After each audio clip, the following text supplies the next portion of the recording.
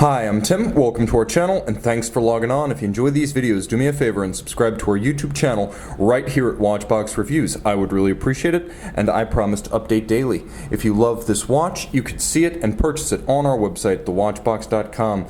Today, we're discussing a fun one, and one of my personal favorites. This is a vintage Jaeger-LeCoultre E870 Polaris II. The Polaris II was launched in 1970 and built through 1975, the successor to the 1965 to 1969 Polaris diving alarm. This too is a Jaeger-LeCoultre Memovox automatic diving alarm, originally water resistant to 100 meters. The stainless steel timepiece was part of a series of only 1,120 Polaris IIs manufactured. There were three different types. The most common was the blue model, the blue dialed, blue bezel model, which was a US market LeCoultre dial, and then there were the two European market dials, the gray and the red, of which the red is the rarest and the gray is the tweener between the blue and the red, but closer in rarity to the red than the blue. Now, with 1,120 of these made, you're going to note that that is considerably fewer than the 1,714 examples of the original Polaris produced, so this is a scarcer watch in all of its variants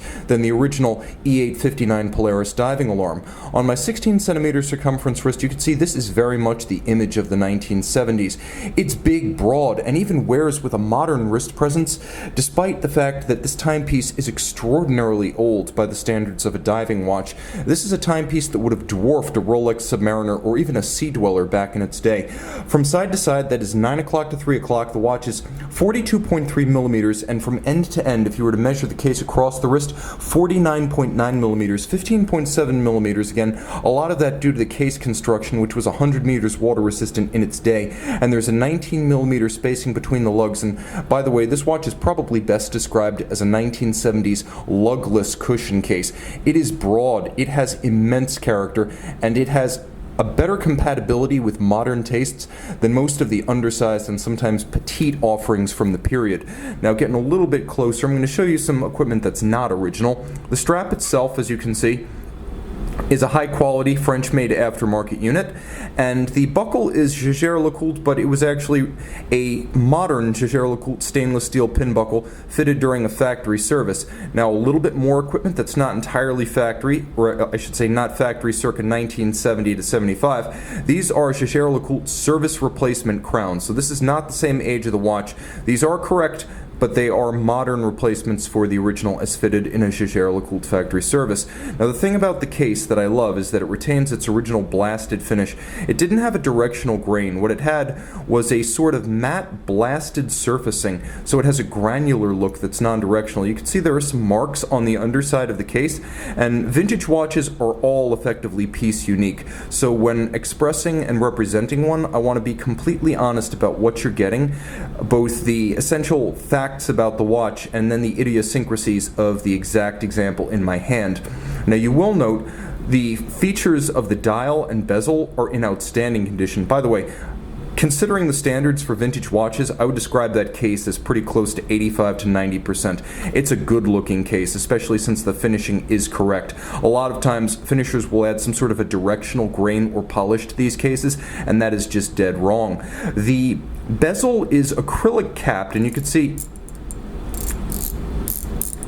it's bi-directional rotating, as just about all dive bezels were at the time, but it has a wonderfully chunky and vocal detent, one of the best I've ever felt on a vintage watch. Have a listen to it.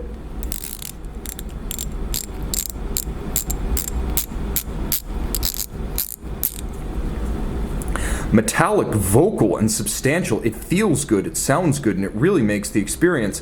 Now, I would not test this watch as a diver today. Unlike the E859, which was 200 meters, this one was originally rated at 100, and these are not screw-down crowns, so consider this to be a retired dive watch. But you can still line up the index of the bezel with the original tritium hands on the dial, and you can use it as a daylight timing instrument. I find this is a very handy feature, a dive bezel.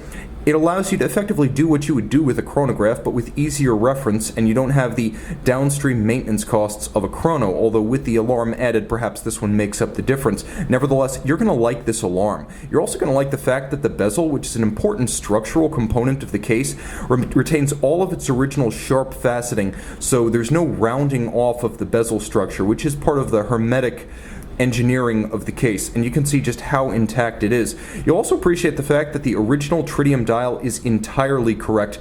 The one part of the dial that I'm going to shout out as refinished is the center disc, which can always be replaced in a factory service if you want, but the Memovox Grand Tai logo has clearly been repainted at some point. Everything else, though, is original Jaeger-LeCoultre factory. And you'll find that it is wonderfully clean and correct with those lovely tritium fade hour indices and an immaculate inner railroad track for the minutes and seconds. It's a gorgeous dial. Again, no oxidation, tarnish, or water damage. This is a dial that's a rare survivor, as dive watches tend to age awfully, as they tend not to be cared for and they tend to be used hard and put away wet. Now let's talk about the alarm, because it's absolutely key to the concept of this watch.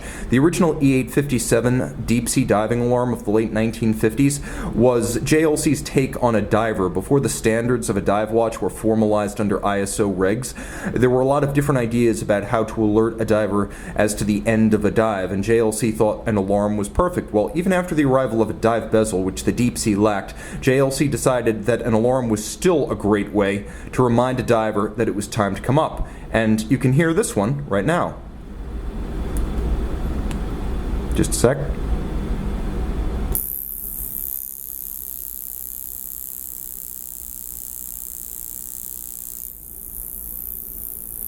It actually has a very solid runtime. It'll go for 20 to 30 seconds fully wound, and when it's on a desktop or a hard conductive surface, it will wake you up. It has a wonderful vintage voice, but it has plenty of force as well. Now, under this distinctive case back, and by the way, this was the only Jaeger-LeCoultre family to use this case design.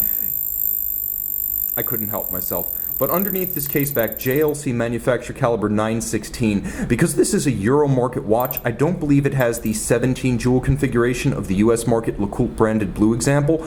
So I believe this is the 27 jewel 916, the so-called speed beat, 28,800 vibrations per hour, was considered an exceptional oscillation rate at the time, 8 beats per second. It has a semi-quick set system whereby you back the hour hand through midnight to advance the date. It does not feature hacking seconds. It's automatic winding bi-directional, the first bi-directional winding rotor JLC Memovox caliber, and it's also worth mentioning 45-hour power reserve, so you can wear it like a normal modern watch. This is a very, very charismatic watch. Everything about it is lovable, from its 70s vibe to its incredible condition to the fact that it's still fully functional as an alarm. Maybe not a diving alarm, I would not dive with a vintage watch, but all of the original charm and functionality of the watch as a wrist alarm continues into the 21st century with this E870 Polaris II.